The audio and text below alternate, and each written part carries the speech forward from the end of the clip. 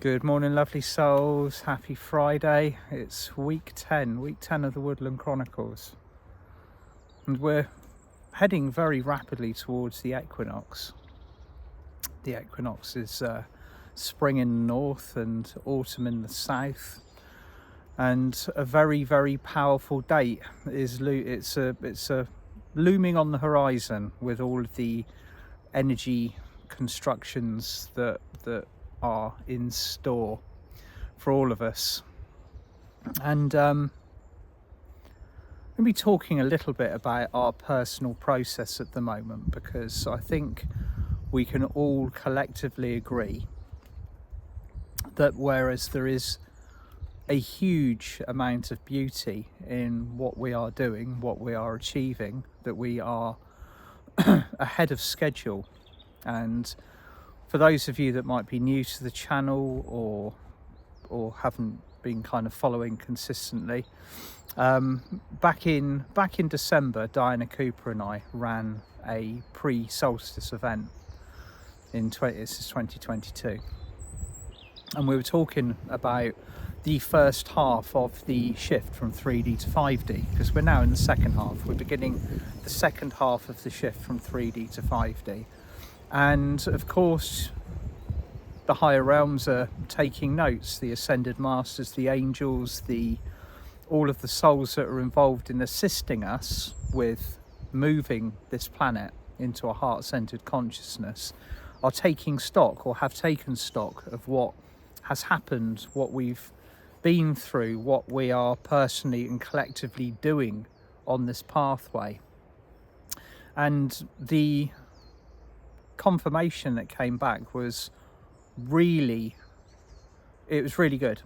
Everybody, I mean me particularly, I heard exactly what I needed or wanted to hear, in the fact that we are ahead of progress. You know, when planning from a higher frequency to shift an entire world, a planet, a collective consciousness from ego-based to heart-based in the space of 20 years, you are looking at an incredible feat, a feat that has not been tried or tested anywhere else in the universe apart from here on Earth, what we are experiencing at the moment.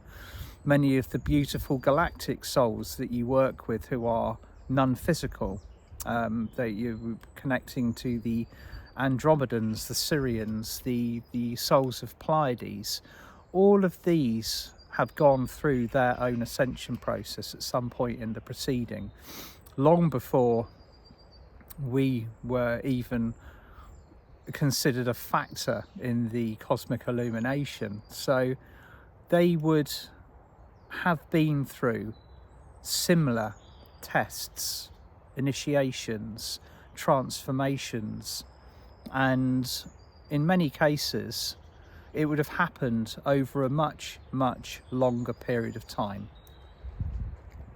So with this rolling ball, very fast moving rolling ball of waking up that's going on in the world, it's all happening in a very short space of time. So the first 10 years, we moved from 2012 to 2022, and in what felt like a blink of an eye.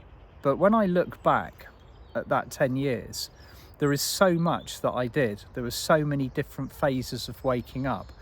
There were so many different processes that I personally went through, the things that I learned, the energies that I connected with, the souls that I reconnected with after many thousands of years of kind of separation. And we're all going through the same thing, but it's happening fast. Okay, now that is the intention behind this shift, is to see if we can do it.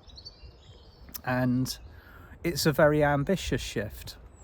Okay, the minds and the hearts that gathered together to plan this are, or were, as not nervous but in trepidation of what we are setting out to do as we were before we came down to this planet on our soul mission. It's, can we do it? You know, third dimensional Earth is a place of random happenings. Once you are down here and the energy is rolling and your personal circumstances and free will are involved, you cannot predict the outcome fully of where things are going to go and how they are going to occur. It is down to the souls that are anchoring the light and the unity and the energy in to make that happen. And all of you lovely people listening to this, you did it. Okay, you did it. We did the first, we collectively together did the first half. We got what we needed to be done and more. So the pessimistic prediction of it would be we were 15% ahead of progress, and in actual fact Diana Cooper verified that we were more like 25% ahead of progress. So that is massive. Okay, so we begin the second half of this shift from 3D to 5D with a huge advantage. We are ahead. We've done more than we anticipated, even with the best predictive models that we would possibly achieve. Saying that, a lot of us at the moment are experiencing personal, energetic, circumstantial turmoil, which is really quite, it's the whole point of this conversation this morning is to, with my hand on my heart, say to every single one of you, it's okay to be having a challenging time. It's okay to not be enjoying what you are experiencing fully, because a lot of us feel guilty about it. We sit around, you know, holding the kind of almost the weight of the spiritual persona, and we feel that it should be bright, it should be sunny, it should be filled with flowers and angels and all of the amazing joy-filled experiences that we know are our spiritual heritage and are the right that we have to feel this. But in many cases we are not feeling that at the moment. We're feeling under pressure, we're feeling overworked, we're feeling like our nervous systems have been kind of crushed into a little ball and then kicked around a room. And that is something that was kind of, we were warned about this at the beginning of last year, at the end of last year, or I was, and I put as much of the information out there about it, that when this toothpaste tube effect of the energies occurs at the end of December, that on the other side of it, we were going to have to ramp up what we do.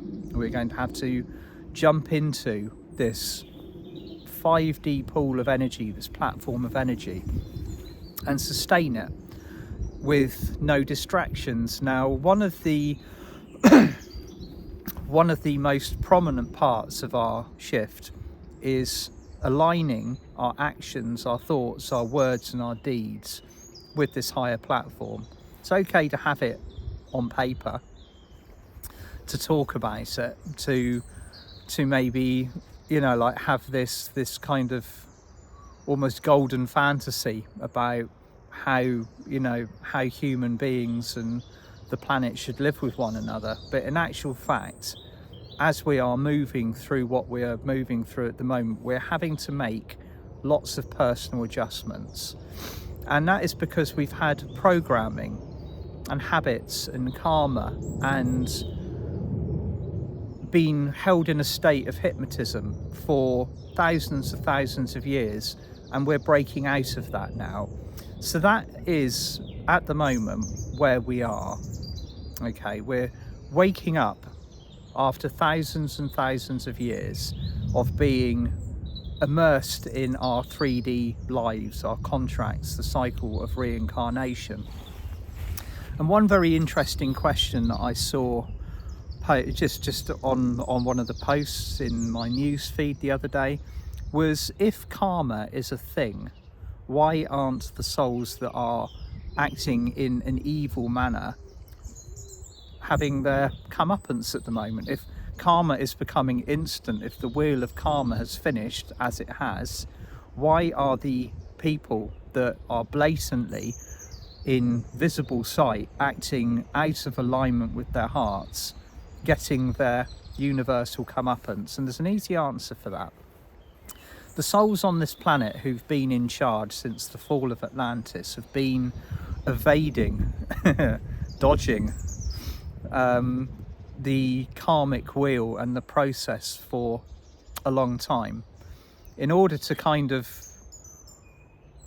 be karmically assessed, you have to stand before the board of karma and actually speak and go through the things that you have done, the things that you may be agreed to, the roles that you have played.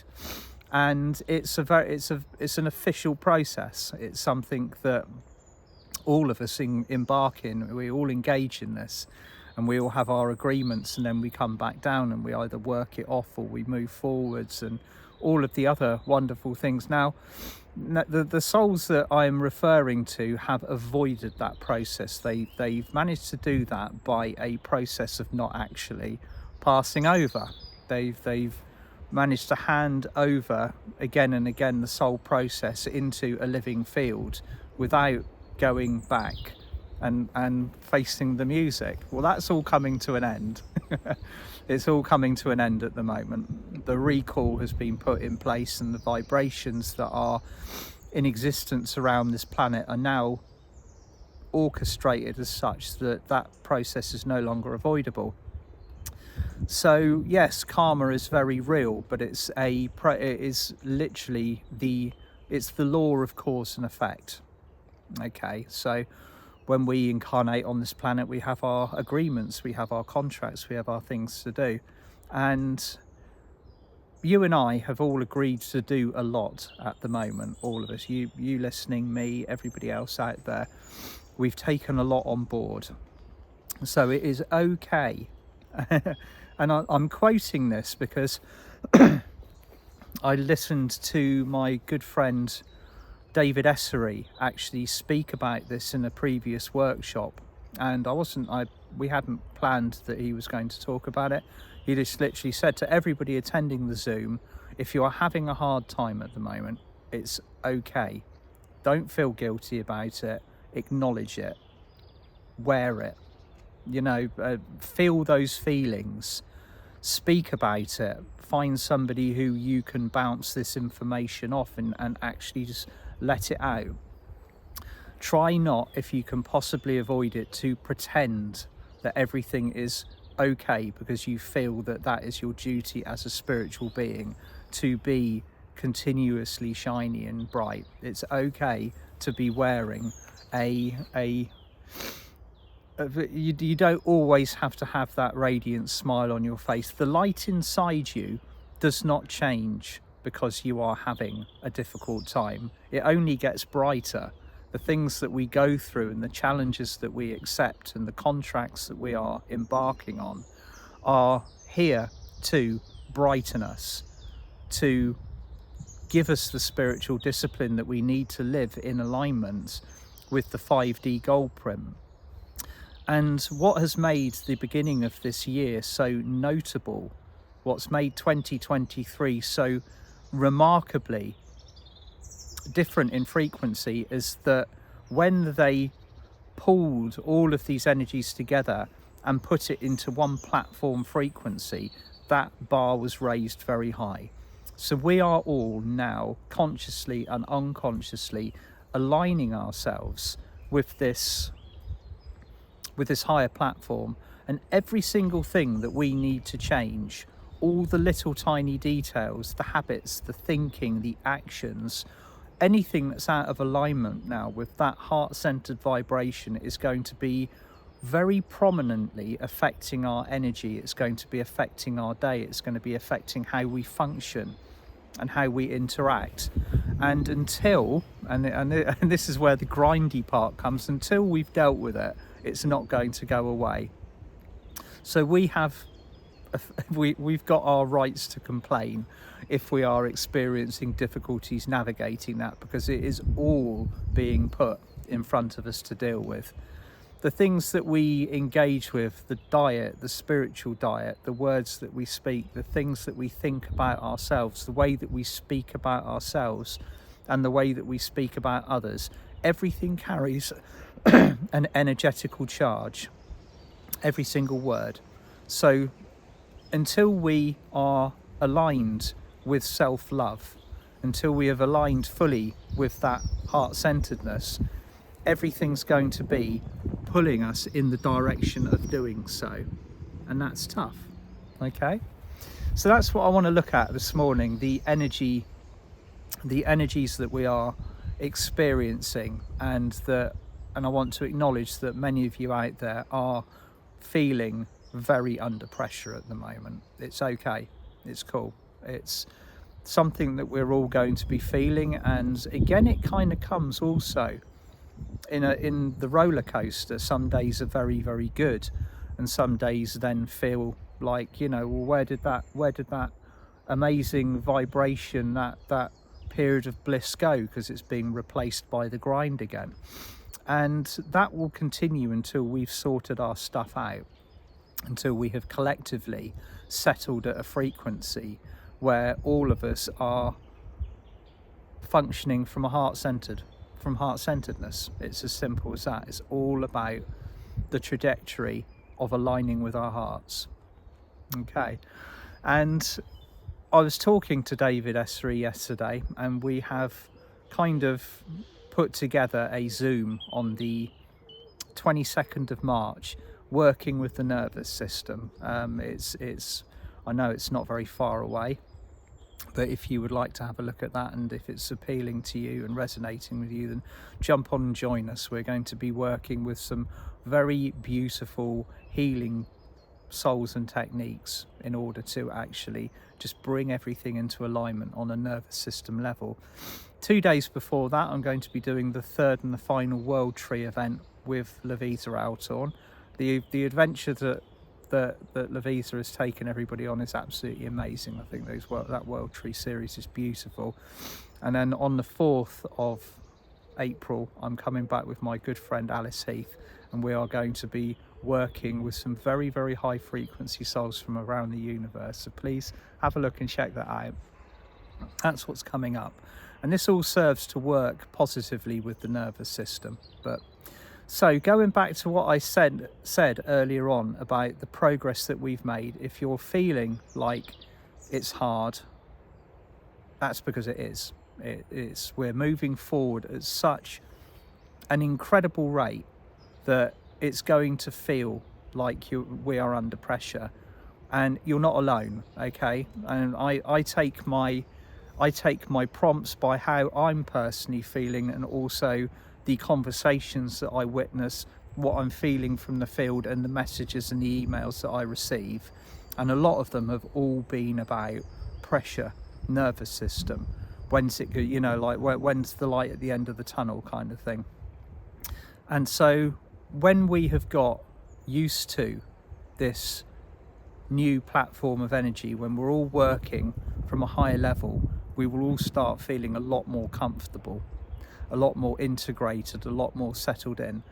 But again, when we were told that this was going to happen, you can only speculate about how these energies are actually going to feel when we are immersed in them, how it's going to feel to be literally lifted from one state of frequency and placed in another, when your body, your nervous system, and every other part of you might not quite be ready to do so. So just accept, relax, breathe, ground, do whatever you've got to do. If you don't feel like applying yourself to your spiritual work at the moment, take a step back. Okay, it won't go away. You won't. The ascension process won't collapse without you. Other people will be stepping forwards to kind of take spot and do what you're not for the time being. It's cool to be taking time for yourself if you need it. Okay, so that is all from me today. I'm going to be back on Monday. I'm doing a talk in Emsworth, a live talk tomorrow night. The talk is sold out now. I'm going to put this up on my website as well, so if any of you are trying to get tickets, I'm sorry, I think it might be full now. But sending you all so much love, and I'll be back on Monday. Bye for now.